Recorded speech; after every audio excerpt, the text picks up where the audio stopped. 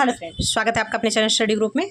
आज हम उत्तर प्रदेश लोक सेवा आयोग के द्वारा पिछले 30 वर्षों में जो भी प्रश्न प्राकृतिक आपदाओं से दिए गए हैं एग्जाम में, उन प्रश्नों को बहुत ही तेजी से देखेंगे। चलिए देखना स्टार्ट करते हैं। नीचे दो कथन दिए गए हैं, जिनमें से एक को कथन ए तथा दूसरे को कारण आर कहा गया है। कथन ए है, भारत में सर्वाधिक सघनता वाला भूकंपीय क्षेत्र हिमालय क्षेत्र में स्थित है। तो ये बात तो सही है ना कि भारत में जो सबसे अधिक भूकंप जिस क्षेत्र में आते हैं वो क्षेत्र कहाँ पर विद्यमान है, तो वो है हिमालय क्षेत्र। तो ये बात तो सही है।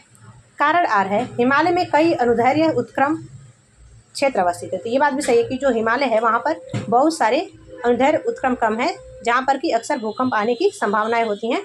तो इस तरह से ये दोनों के दोनों बातें सही हैं। तो कथन आर जो है, कारण आर जो है कथन ए की सही व्याख्या करता है। तो ऑप्शन नंबर ए इसके लिए सही होगा। ठीक है, फिर नेक्स्ट क्वेश्चन है, भारतीय उपमहाद्वीप का उत्तर पश्चिम प्रदेश भूकंप ग्रहणशील है, जिसका कारण है। देखिए, अब जो भारतीय उपमहाद्वीप का जो उत्तर पश्चिमी क्षेत्र है, वो क्षेत्र क्यों उन क्षेत्रों में भूकंप आते हैं इन क्षेत्रों में, तो इसका कारण ये है कि प्लेट टेक्टोनिक क्रिया के कारण। तो ऑप्शन नंबर बी इसके लिए सही होगा, क्योंकि प्लेट टेक्टोनिक थियरी के कारण ही क्या होता है कि अक्सर भूकंप आते हैं। जब एक प्लेट जो है दूसरे प्लेट से टकराएगी तो क्या होगा, भूकंप आएगा। भारत का निम्नलिखित में से कौन सा क्षेत्र उच्च तीव्रता की भूकंपीय मेखला में नहीं आता। तो देखिए, जो यहाँ पर कर्नाटक का पठार है, ये उच्च तीव्रता की भूकंपीय मेखला में नहीं आता है। ठीक है, और जो हिमालयी क्षेत्र है, जैसे कि हिमाचल प्रदेश, उत्तराखंड और कच्छ, इन क्षेत्रों में जो है बहुत अधिक मात्रा में भूकंप आने की संभावनाएं रहती हैं। तो इस तरह से कर्नाटक इसका सही आंसर होगा। ऑप्शन नंबर बी इसके लिए सही है। और देखिए, यहाँ पर जो है विभिन्न जोन, जो 4 जोन हैं, वो चारों जोन के क्षेत्र दिए गए हैं। तो इनको आप वीडियो को पॉज करके देख लीजिएगा कि किस क्षेत्र में कौन सा जोन है। ठीक है, फिर नेक्स्ट क्वेश्चन है, भारत को कितने भूकंपीय जोखिम अंचलों में विभाजित किया गया है। तो देखिए, आप लोगों ने देखा अभी अभी कि भारत को 4 भूकंपीय जोखिम अंचलों में विभाजित किया गया है। तो ऑप्शन नंबर सी इसके लिए सही होगा। फिर नेक्स्ट क्वेश्चन है, भारत का निम्नलिखित में से कौन सा क्षेत्र भूकंप के न्यूनतम प्रभाव सामान्य खतरा की आशंका वाला क्षेत्र है। तो देखिए, जो दक्षिण पूर्वी राजस्थान है, ये भारत का न्यूनतम प्रभाव सामान्य खतरा की आशंका वाला क्षेत्र है। तो ऑप्शन नंबर सी इसके लिए सही होगा। फिर नेक्स्ट क्वेश्चन है, भारत का सबसे अधिक बाढ़ग्रस्त राज्य है। तो आप सभी को मालूम है कि भारत में सबसे अधिक बाढ़ कहाँ आती है, बिहार में।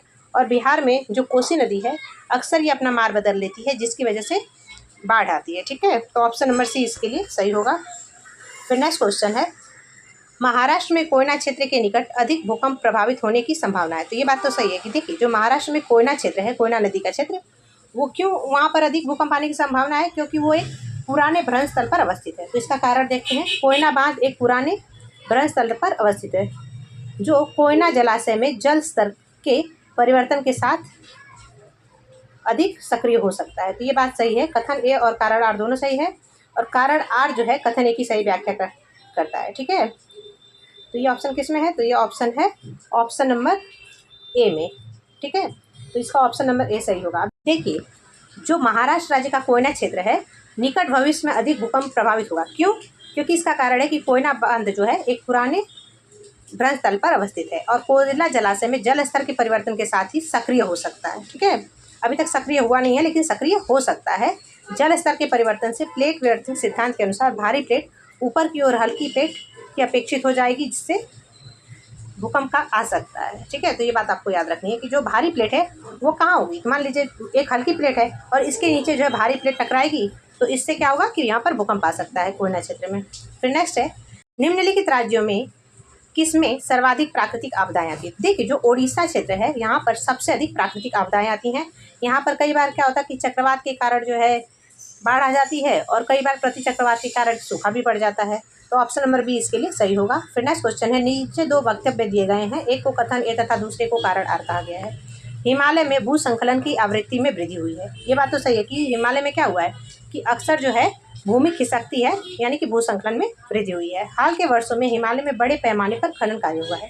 तो ये बात भी सही है। इसका कारण यही है कि हिमालय में भूसंकलन क्यों हो रहा है, क्योंकि कुछ वर्षों से क्या हो रहा है कि हिमालय में बहुत अधिक मात्रा में खुदाई हो रही है, जिसकी वजह से हिमालय जो है वहाँ पर भूसंकलन हो रहा है, यानी भूमि नीचे की तरफ खिसक रही है। तो कथन ए और कारण आर दोनों सही है, और कारण आर कथन ए की सही व्याख्या करता है। तो ऑप्शन नंबर ए इसके लिए सही होगा। फिर नेक्स्ट क्वेश्चन है, सुनामी प्रकोप से सर्वाधिक प्रभावित होने वाला कौन सा राज्य था। तो देखिए, जब 2004 में अंडमान निकोबार में जब सुनामी आई थी, तो उससे जो सबसे अधिक प्रभावित क्षेत्र था वो कौन सा था? तो तमिलनाडु था। तो ऑप्शन नंबर डी इसके लिए सही होगा। ये टॉपिक यहीं पे खत्म होता है। Thanks for watching, keep study, bye bye.